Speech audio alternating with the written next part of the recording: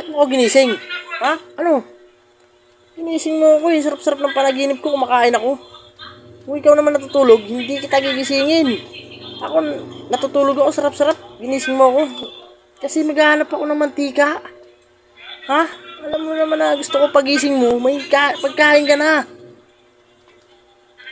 Alam mo, kumakain na ako sa panaginip, bakit mo ako ginising?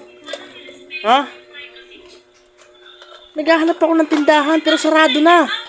O ba't ginising mo pa ako? Hindi ka na nagluto. Gusto ko kumain ka ng sangag. At may itlog. Dahil gusto ko surpresahin. Ayaw mo ba nun? Mahal na mahal kita.